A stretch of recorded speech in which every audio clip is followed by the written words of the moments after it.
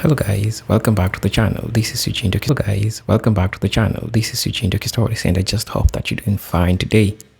So today's video, I'm just here to address the issue of self-hate within the Black community, specifically Latin-speaking Blacks, talking about Afro Latinas. I've been hearing cases of this situation or cases of self-hate within the Black community.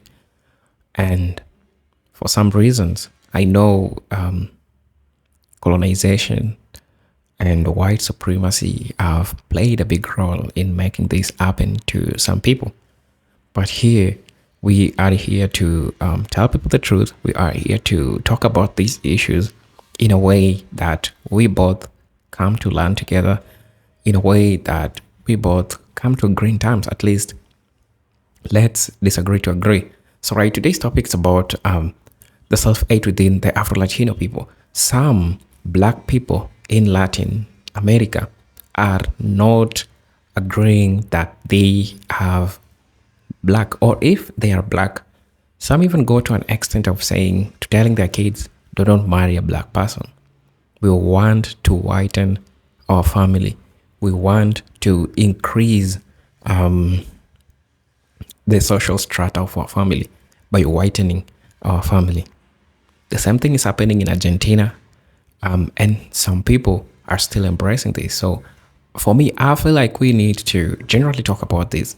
And here with me, I compiled some videos that generally talks about the self-hate within the Latin speaking Black people. So I want us to watch these videos and then come back, have a proper discussion about them, because I believe this topic is long due for us to talk about. And also, if you know you're a Black person who you hate your skin color, I'm coming for you. Are we all gonna talk about you? And we're gonna try show you that you need to understand that Black is beautiful and there is nothing wrong, and you don't need to whiten your skin by advising your kids or by you yourself getting to marry another person because they're white or they look a different way. So let's dive right into the video and then come have a discussion about it. I didn't identify as a Black woman because for me it was cultural. So that's the actress Gina Torres. And she took some time to highlight how for most of her career she'd been cast as a Black American woman, and that she was fine taking those roles, but wasn't really able to identify with them culturally because she's from Cuba, of course.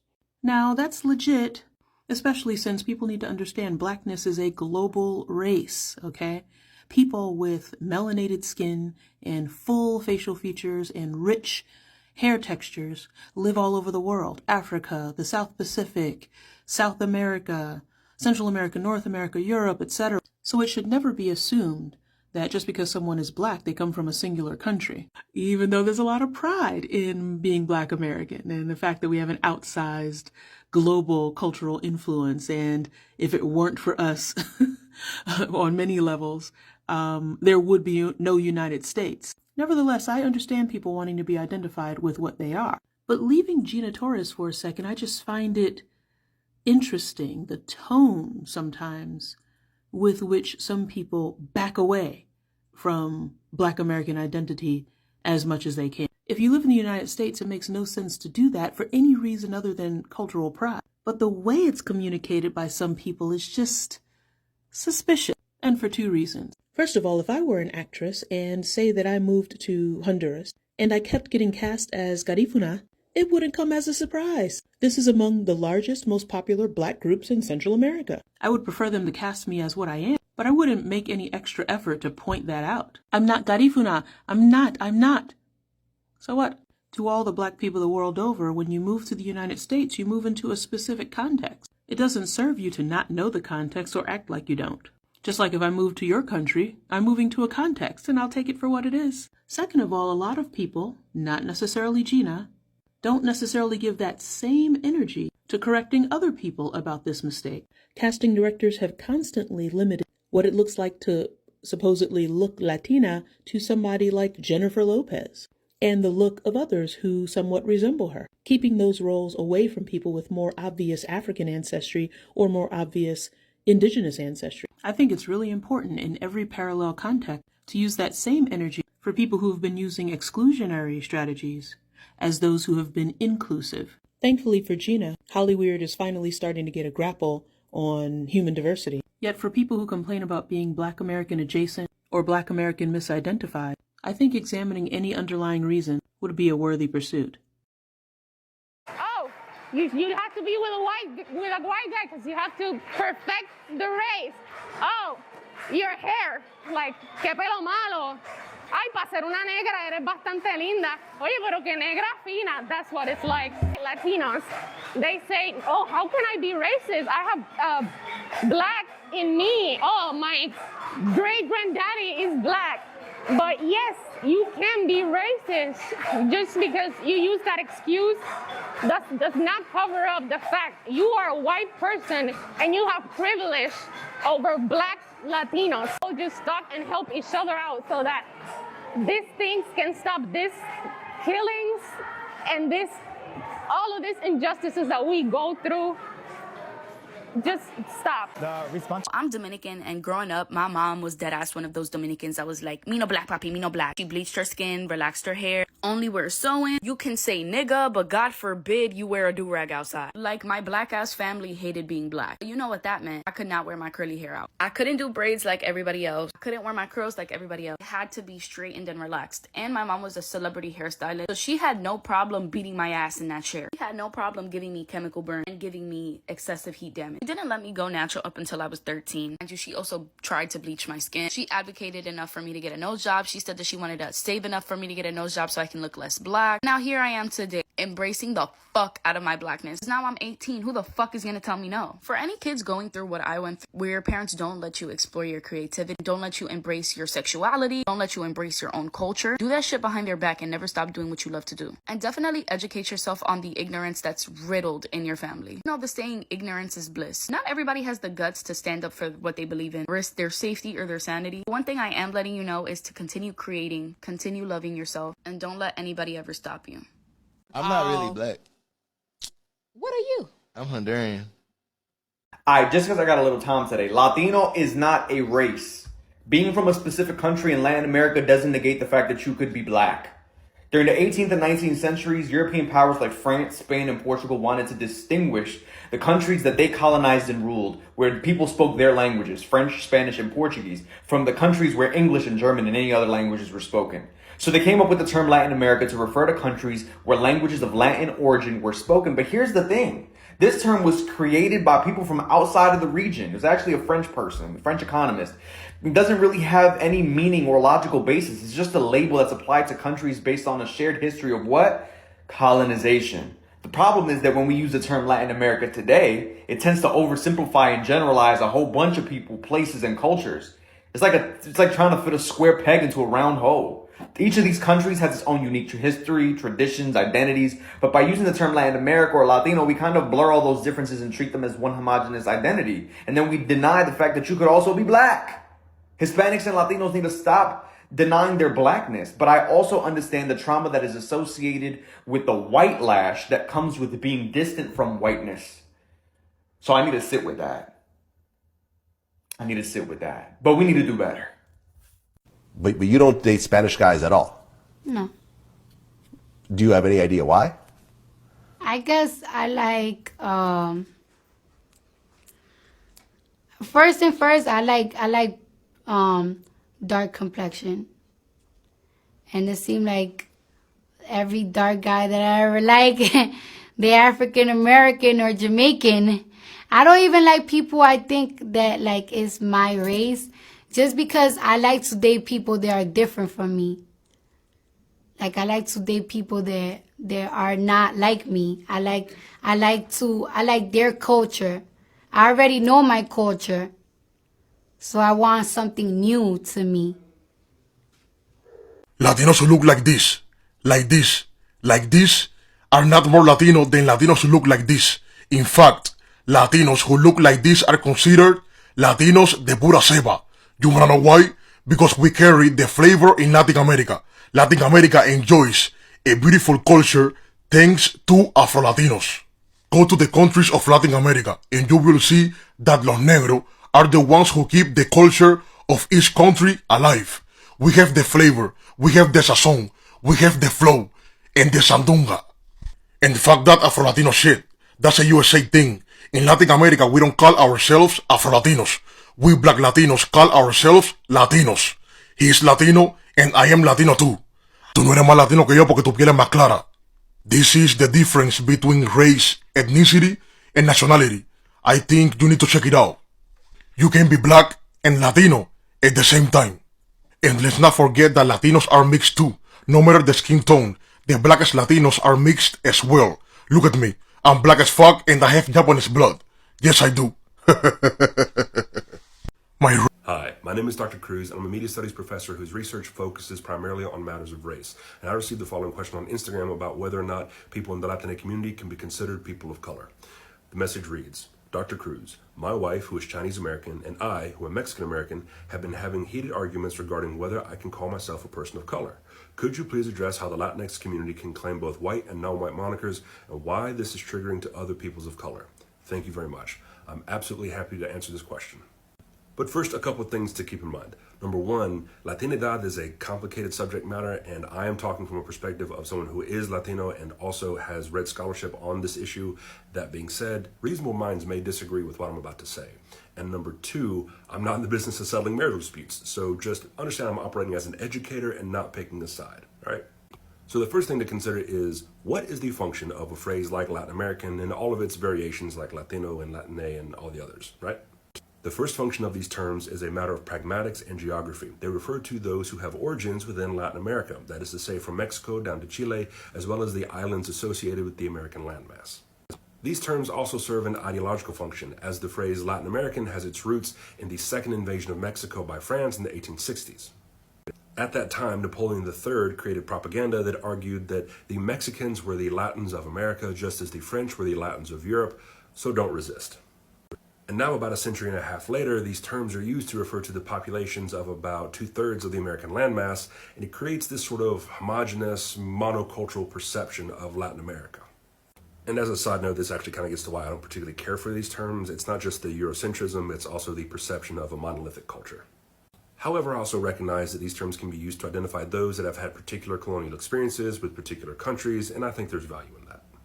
But what does this have to do with Latinos identifying as people of color or white, especially in the eyes of other POC?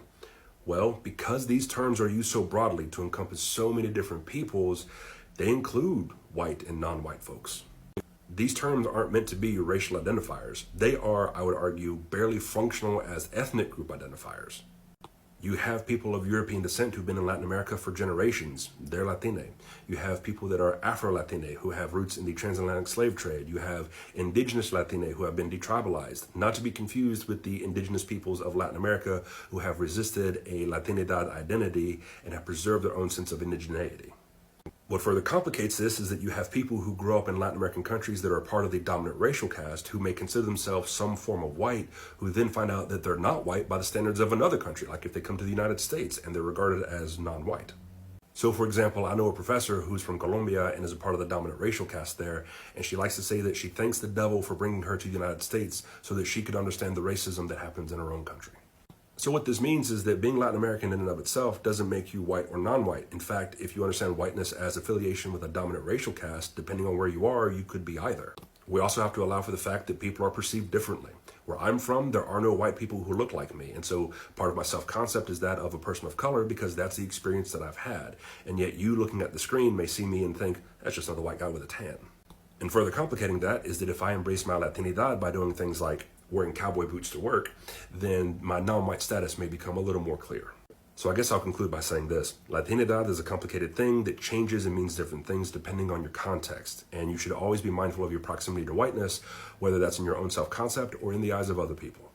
You know, in Latin America, having a lighter skin is associated with getting a lot of opportunities, with being invited to different places that black people are not being invited. So being black sometimes to people, it's problematic to them because they know they won't get these opportunities. And now this is the root of where the problem starts. Most of people deny this because of the opportunities. So understand one thing. you can never rip off your blackness. You can deny it as some people do it. You can try to do anything as some people do it, but you can never deny it.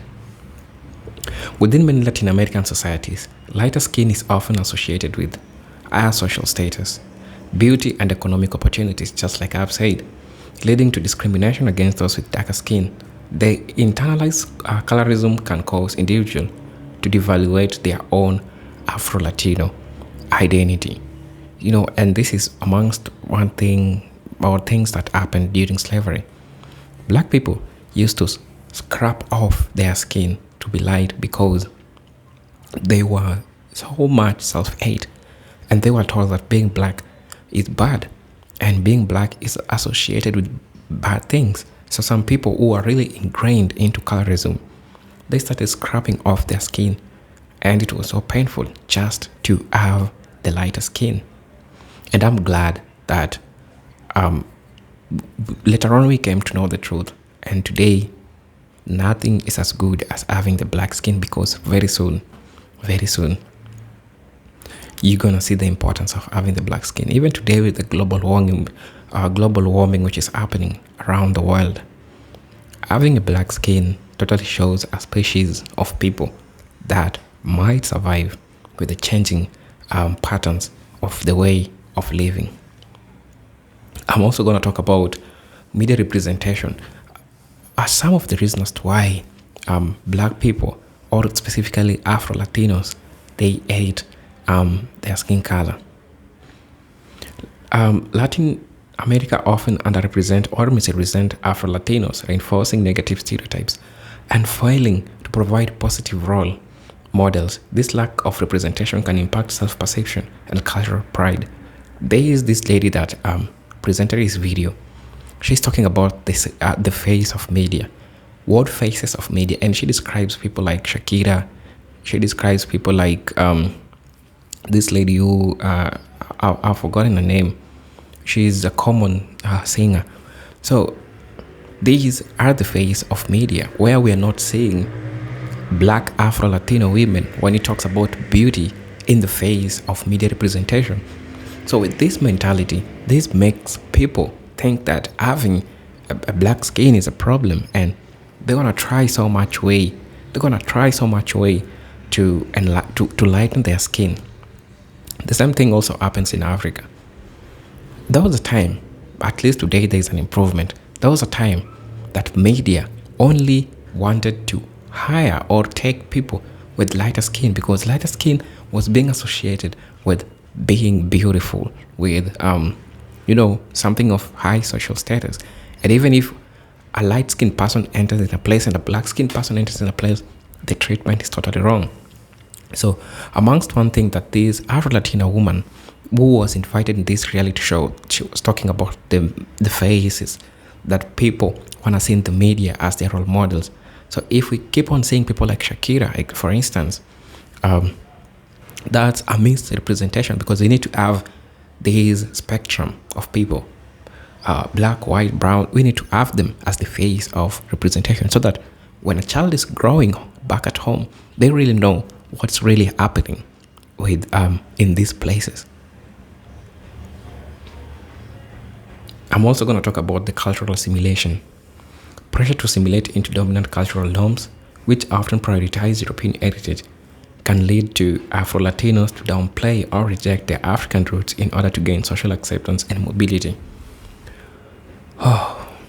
The problem of social acceptance. That's why it's easier for people to be whitewashed. You saw the grandmother who was praying to God for giving him a child who was brown, because the Latino girl, say his daughter gave birth to a child who is a little bit light skinned as compared to the black the way she is. So you're seeing me kind of trying to play up, pray to God for bringing change in the family. And this to her, she translates as the family won't suffer. She also translates it as they won't work as slaves. This also shows, and this is during those times of slave trade. So these things really happened during those times of, the Jim Crow moments, and really they happened, especially in the United States. So this is the root of the problem. So if you can associate having lighter skin with getting opportunities, getting some privileges because of your skin color, and also people identify themselves with white because they want to pass, enjoying the privileges of certain race who you're not deeply, you're not, but you're passing because you just want to enjoy the opportunities that they really offer to you. So that's also another reason as to why we're having self-hate within the Afro-Latino community. I'm going to talk about family and community dynamics. Attitudes towards race and identity can be influenced by family and continuity. Negative perceptions of blackness within one's immediate social circles can reinforce self-hate. It is true. Black people who associate themselves with other people, and I'm not saying that it is wrong to associate with other people, but you find yourself, if you associate too much, and this is natural, if you find yourself associating too much with people, especially who don't look like you, of course, there's no problem associating with people who don't look like you. But you find that if you do this too much, it is easier for you to start hating yourself and to start wanting to be like them. If you think I'm lying, tell me in the comment section, what do you think about this? I really want to know. You are an Afro-Latino, you have been struggling with your blackness, because of the place that you come from. People associate you with other things. There are some opportunities that you don't get because you don't look like people who are there. So I definitely just want to know, how does it really feel to be an Afro-Latino, especially in America? So colorism, colonial legacy, these are things which they really make sense. You want to enjoy the opportunities, it's simple, you just gotta pass because you have the advantage of the skin color, and this also explains why some people hate themselves. So this is your presenter, Jintok Stories, and I hope that you're fine with it for you today. Until then, let's meet in my next video. Peace, love, and harmony. Salute.